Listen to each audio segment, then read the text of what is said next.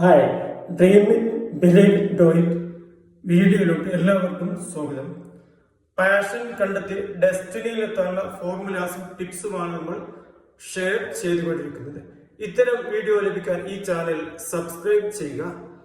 Mathematics പഠിക്കാൻ ഉദ്ദേശിക്കുന്നവർക്ക്, പ്രത്യേകിച്ച് 8ാം ക്ലാസ്സിലുള്ള വിദ്യാർത്ഥികൾക്കും എല്ലാവർക്കും ഉപകാരപ്പെടുന്ന ഒരു ചാനൽ നമ്മൾ ആരംഭിച്ചിട്ടുണ്ട്. അതിന്റെ ലിങ്ക് ഡിസ്ക്രിപ്ഷൻ ബോക്സിൽ ലഭ്യമാണ്.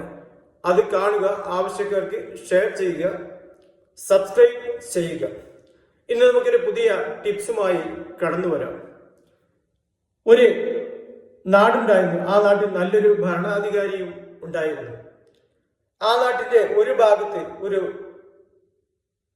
ഗ്രാമപ്രദേശവും നഗരപ്രദേശവും കൂടിച്ചേരുന്ന ഒരു മേഖലയാണ്.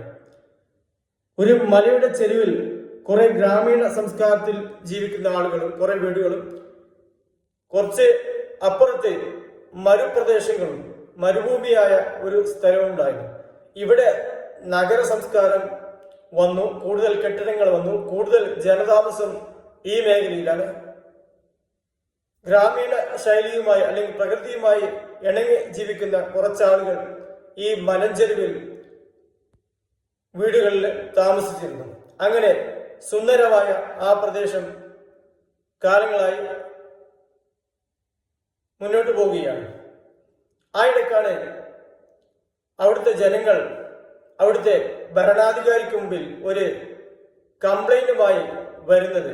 കംപ്ലൈന്റ് മറ്റൊന്നുമല്ല, പ്രാണികളുടെ ശല്യം കൂടുതലാണ്. ഈച്ച, കൊതുക്, പാറ്റ, എല്ലാ വിഭാഗം പ്രാണികളുടെയും ശല്യം.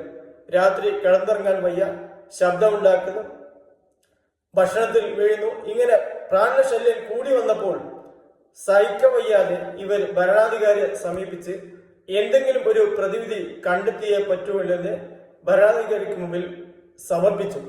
പക്ഷെ ഭരണാധികാരിക്കറിയാം, പ്രകൃതിയുടെ ബാലൻസ് കീപ്പ് ചെയ്യുന്ന ഇത്തരം വിഭാഗത്തെ നശിപ്പിക്കാൻ സാധിക്കില്ല. അത് നശിപ്പിച്ചാൽ ഒരുപാട് പ്രത്യാഘാതങ്ങൾ ഉണ്ടാവും. പക്ഷെ ഇതൊന്നും ഇവരോട് പറഞ്ഞാൽ ഏൽക്കില്ല.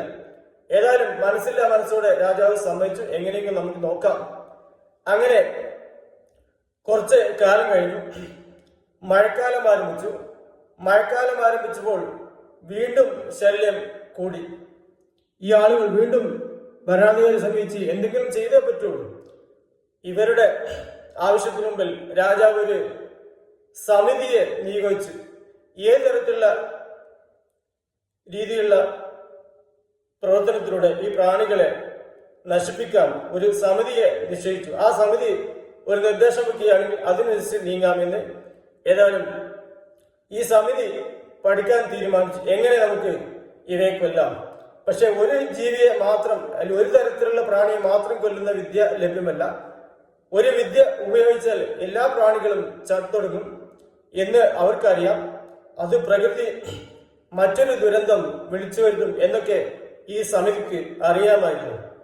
അങ്ങനെ ഇവരെ പ്രവർത്തനമായി മുന്നോട്ട് വരുന്ന കാലത്താണ് ഒരു രാത്രി ആ നാട്ടിൽ ഒരു ഭൂകമ്പം സംഭവിക്കുന്നത്.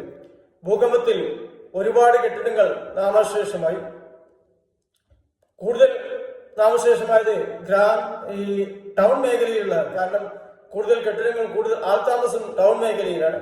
തൊട്ടടുത്ത ഗ്രാമീണ മേഖലയിൽ ആൾപ്പാർപ്പ് കുറവായിരുന്നു. പക്ഷെ വീടുകളിലായിരുന്നു. കുറഞ്ഞ ആളുകൾ അവിടെയും താമസിച്ചിരുന്നു. അങ്ങനെ രക്ഷാപ്രവർത്തനം തുടങ്ങി. കൂടുതൽ ആളുകൾ മരിച്ചിരുന്നു.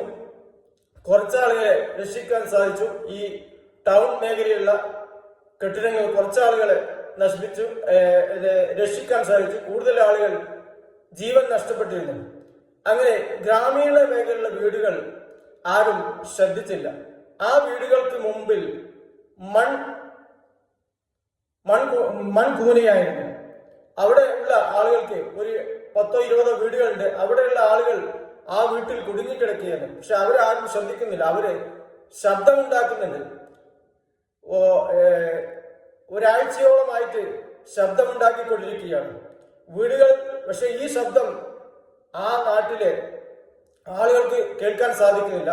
പ്രാണികൾക്ക്, പ്രത്യേകിച്ച് എല്ലാത്തരം പ്രാണികൾക്കും ഈ ശബ്ദം കേൾക്കാമായിരുന്നു. അങ്ങനെ അവർ പ്രാണികളുടെ രാജാവായ വണ്ടിനെ സമീപിച്ച് ഈ കാര്യം സൂചിപ്പിച്ചു. നമ്മളെ നശിപ്പിക്കാനുള്ള പദ്ധതിയുമായിട്ട് ഈ ജനങ്ങൾ മുന്നോട്ട് വരികയാണ്. നമുക്ക് ഇതിൽ നിന്ന് രക്ഷപ്പെടാൻ എന്താണ് മാർഗം?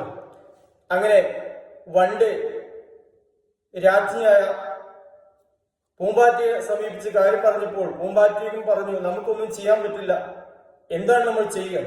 അപ്പോൾ തേനീച്ചയ്ക്ക് വളരെ സങ്കടമായി. ജനങ്ങൾക്ക് തേനുണ്ടാക്കിക്കൊണ്ടിരിക്കുന്ന എന്റെ അവസ്ഥ എന്തായിരിക്കും എന്ന് ചിന്തിച്ചു. അതേപോലെ പരാഗണം നടത്തുന്ന പൂമ്പൊടി ശേഖരിച്ച് പുഷ്പങ്ങളിൽ പരാഗണം നടത്തുന്ന പഴങ്ങൾ ഉണ്ടാക്കുന്ന ജീവികളും വളരെ സങ്കടത്തിലായി. ഇനി നമ്മൾ ചെയ്യുന്ന ഈ കാര്യങ്ങൾക്ക് ആര് ചെയ്തുകൊണ്ടിരിക്കും? ഈ ജനങ്ങളെ ഇതിൽ നിന്ന് പിന്തിരിപ്പിക്കാൻ എന്താണ് മാർഗം? അങ്ങനെ അവര് ഓരോരുത്തരോടും ആലോചിക്കാൻ വണ്ട് നിർദ്ദേശം നൽകി. അങ്ങനെ അതിൽ ചീവിട്, നമ്മൾ ശബ്ദമുണ്ടാക്കിയിട്ടുള്ള കിരകീരി എന്നൊക്കെ പറയുന്ന ഈ രാത്രികാലങ്ങളിൽ ശബ്ദം പുറത്തു വരുന്ന കീരാക്കി അല്ലെങ്കിൽ ചീവിട് പറഞ്ഞു, ഞാനൊരു ഐഡിയ കണ്ടെത്തിയിട്ടുണ്ട്. ഞങ്ങൾ കൂട്ടമായി ആ മലമ്പ്രദേശത്ത്, ഈ ഗ്രാമീണ വീടുകൾ ഉൾക്കൊള്ളുന്ന മലമ്പ്രദേശങ്ങളിൽ കൂടി ഒന്നിച്ച് ശബ്ദമുണ്ടാക്കണം. അവർ സാധാരണ ശബ്ദമുണ്ടാക്കി പകലിൽ ശബ്ദം കേൾക്കാറില്ല, രാത്രി വിവിധ ഏരിയകളിലാണ് ശബ്ദം ഉണ്ടാക്കുന്നത്. അപ്പോൾ കുറഞ്ഞ ശബ്ദം ജനങ്ങൾ കേൾക്കും. ഈ ശബ്ദം ജനങ്ങൾക്ക് ഒരു അസൗകര്യമായിരുന്നു. അതൊക്കെ ഈ കംപ്ലൈന്റ് പിന്നിലുണ്ട്, ഇവരെ നശിപ്പിക്കാനല്ല. അങ്ങനെ ഈ ചീവിട് പറഞ്ഞ്, ഞങ്ങൾ കൂട്ടമായി ഈ മലമുകളിൽ വന്ന് ശബ്ദമുണ്ടാക്കാം രാത്രി, അപ്പോൾ ആളുകൾ ഇങ്ങോട്ട് ശ്രദ്ധിക്കും. അപ്പോ നമ്മളെ മിന്നാമിന്നിക്ക് ഒരു ഐഡിയ തോന്നി, ഞങ്ങൾ കൂട്ടമായി വന്ന് ആ രാത്രി കൂട്ടമായി നല്ലൊരു വെളിച്ചം സൃഷ്ടിക്കാം. അപ്പോൾ ഈ വെളിച്ചവും ഈ ശബ്ദവും കൊണ്ട് ആളുകൾ ഇങ്ങോട്ട് ആകർഷിക്കും. അപ്പോൾ ആളുകൾ ഈ മൺകൂന മാറ്റി ജനങ്ങളെ രക്ഷപ്പെടുത്തിയേക്കാം. ഏതായാലും അന്ന് രാത്രി തന്നെ അവർ ഈ ഐഡിയ പ്രയോഗത്തിലെടുത്തു. ചീവിട് കൂട്ടമായി വന്ന് ശബ്ദമുണ്ടാക്കി, മിന്നാമിന് കൂട്ടമായി വന്ന് വെളിച്ചം വീശി. അങ്ങനെ ജനങ്ങളുടെ ശ്രദ്ധ ആ കുന്നിൻ മുകളിലേക്ക് എത്തി. അവരെല്ലാവരും വന്നു നോക്കി, മണ്ണ് മാന്തി നോക്കുമ്പോൾ ആ വീടുകളിലെ 8-10 വീടുകളിലെ കുറച്ചാളുകൾ, 19 പേരെ അവർക്ക് ജീവനോടെ ഒരു പോർണമേൽപ്പിക്കാതെ വളരെ സന്തോഷകരമായി രക്ഷപ്പെടാൻ സാധിച്ചു.